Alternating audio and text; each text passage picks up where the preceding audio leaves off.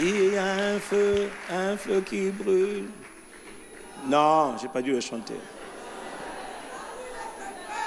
Vous savez, il y a une dit non, attendez. Moi, je suis fatigué de chanter pour chanter. On est fatigué de chanter pour chanter. Il y a un feu qui brûle en moi, et puis il y a des malades, il y a des gens oppressés, et le feu qui brûle en toi là ne peut pas résoudre ça. Je répète, un feu qui brûle, c'est bien. Tu fais même ça, c'est bien. La vie spirituelle, ce n'est pas les émotions.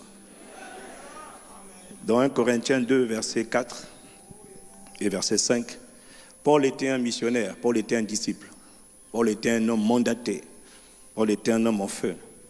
Et il est allé évangéliser les Corinthiens. Parce que vous devez savoir que depuis ce matin, les gens envoient les images, Pentecôte, bonne fête, ça ne veut rien dire. Jésus n'est pas mort pour qu'on envoie les photos.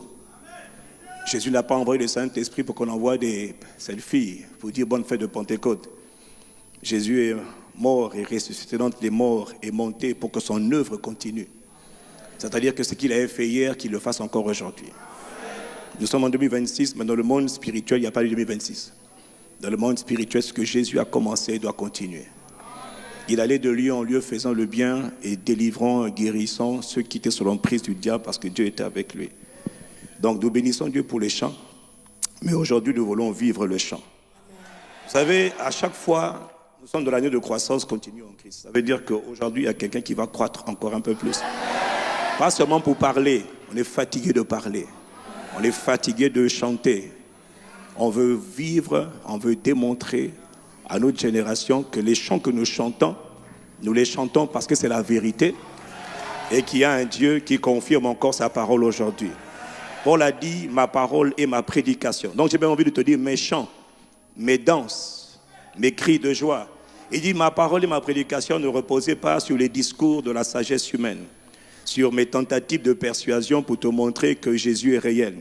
Il dit je ne suis plus à ce niveau, mais je suis à la dimension, je vais vous démontrer que vous le vouliez ou non, que Jésus de Nazareth, le Christ, est vivant.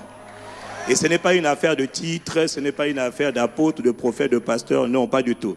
C'est une affaire de foi. Et comme nous sommes dans le message sur la foi, et comme la semaine dernière on a parlé de l'importance de visualiser et puis de décréter, aujourd'hui j'ai vu. C'est pas que j'ai une vision, dans mon esprit j'ai une image. J'ai vu l'Esprit descendre.